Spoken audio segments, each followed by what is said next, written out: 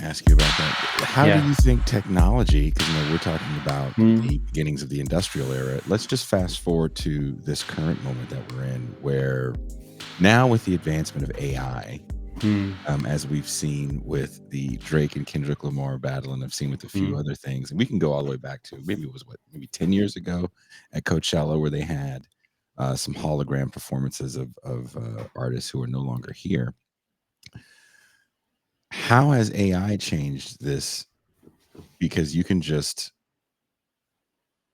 without any skill, create a song.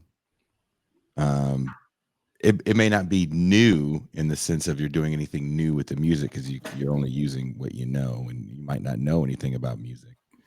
Um, Everyone now is an artist or has the ability to create something. Um, is that good or bad? Is that revolutionary or counter-revolutionary?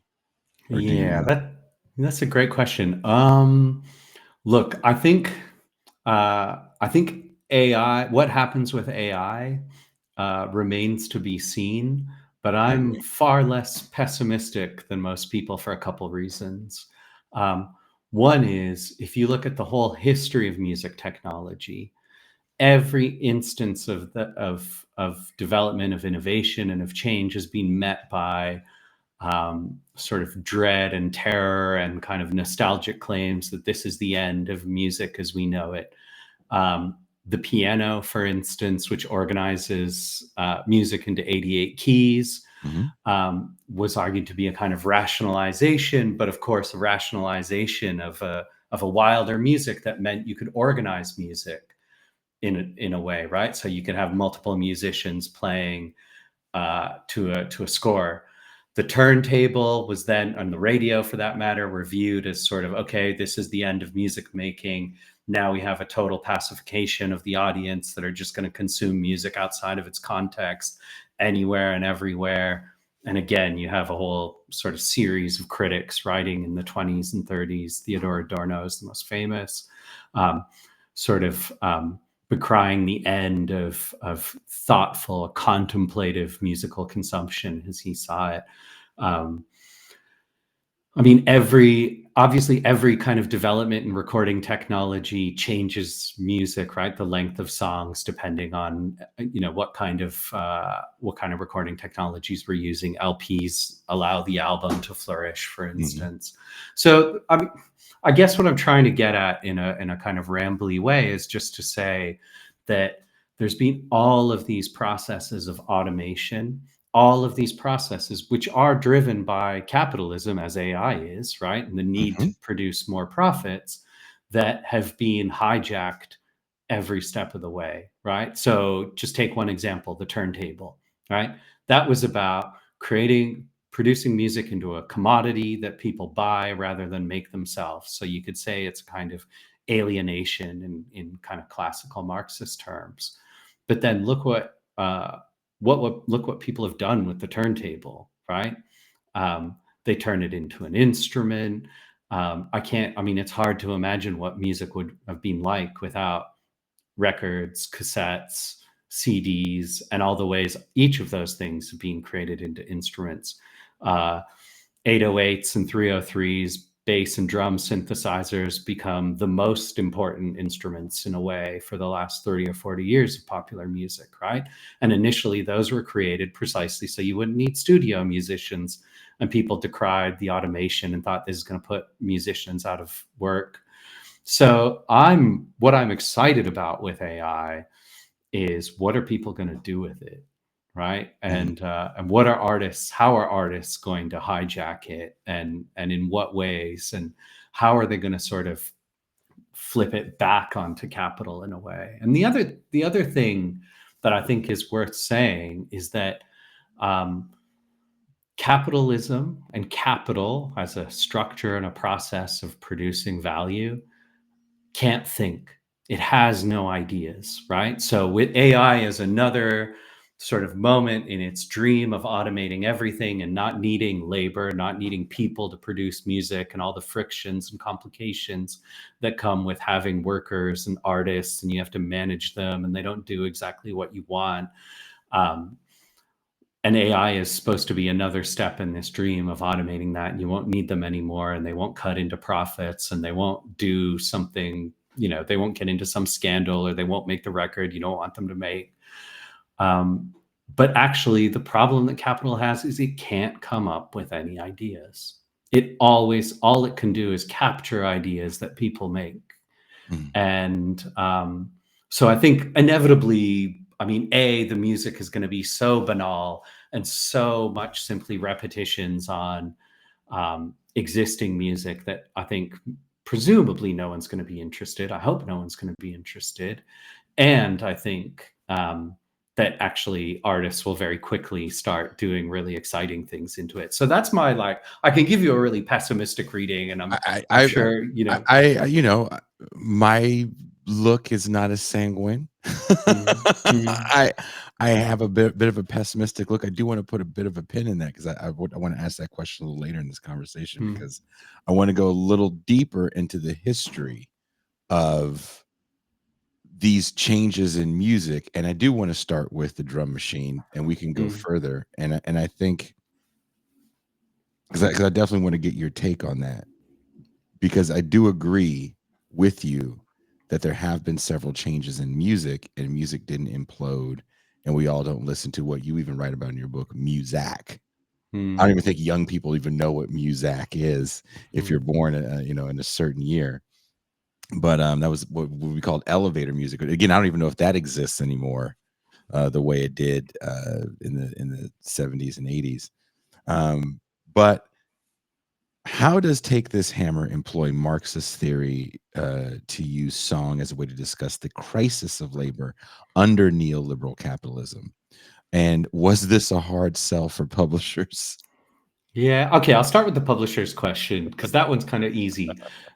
Publishers are capitalist businesses, and they need to make money. And if I can convince them, or one can convince them, that there's a market for a Marxist book on music, then they'll make it and they'll sell it, right? They'll sell anything, or they'll sort of put anything on the market if they think they can sell it.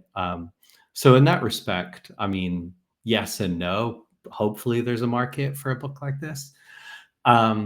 But also, my publisher, Goldsmiths Press, have been really lovely, I have to say, and they're a small operation.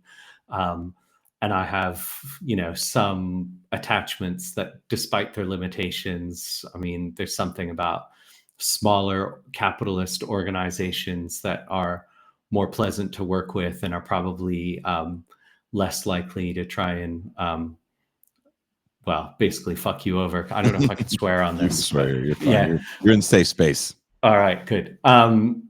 So yeah, that's publishers, right? They're businesses. We can talk about this in terms of record labels and the kind of logics of the music industry and indie labels and what that entails, but they operate along the same principles, despite what we might think of them. They're petty bourgeois businesses, but they're selling a particular kind of niche product, right?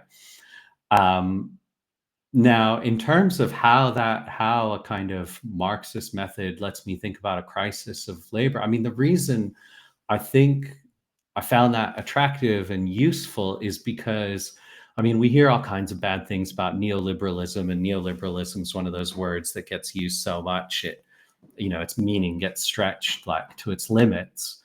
And the reason I find a kind of Marxist analysis so useful for thinking about labor in the present, in a so-called neoliberal or post-Fordist epoch, is just that all too often what we get is a very moralizing discourse, like when people talk about neoliberalism, like neoliberal capitalists are bad and they exploit us and they ruin the environment, and they, jobs are shittier than they used to be, and no one has a pension anymore, et cetera, et cetera.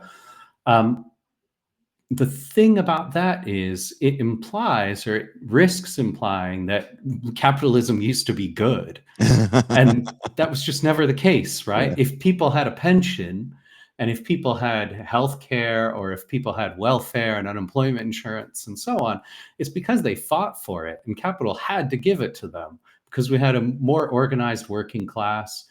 and they won those things, right? They won the weekend, and they won the working day, and they won a pension, and so on, right? Public education. Um, so I'm wary of kind of moralizing discourses about capitalism that imply there's a good capitalism and a bad capitalism. Of course, there's more rapacious and more deadly periods, I guess, or places or moments, but there isn't a good capitalism. So that's the first thing. But the second thing is, so what Marxist kind of political economy or critical political economy does is gives you a structural or structuralist way of thinking about this, right? This isn't about capitalists used to be nicer and politicians used to be nicer and cared for their workers. It was about how they generated profits and how much they could exploit workers.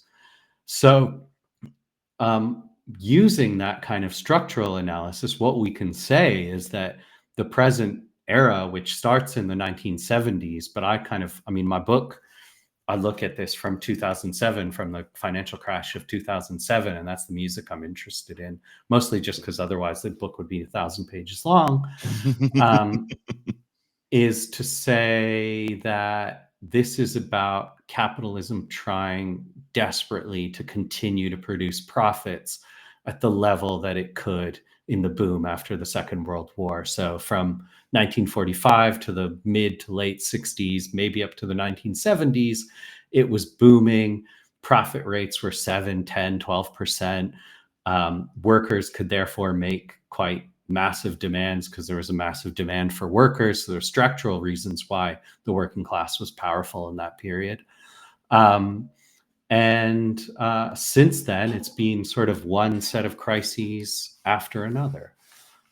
It simply hasn't had innovations. It hasn't had developments where it can generate the profits that it needs or at the same level, except through offshoring, cheaper labor, outsourcing to cheaper labor, outsourcing particular tasks so it doesn't have to adopt risks, right? If you think about something like a pension, that's or sick pay, right? That's capital taking on the risk of that moment of its workers being sick and so on. What we have is a period, neoliberalism, where those risks are offloaded onto us as workers, right? We have to manage them.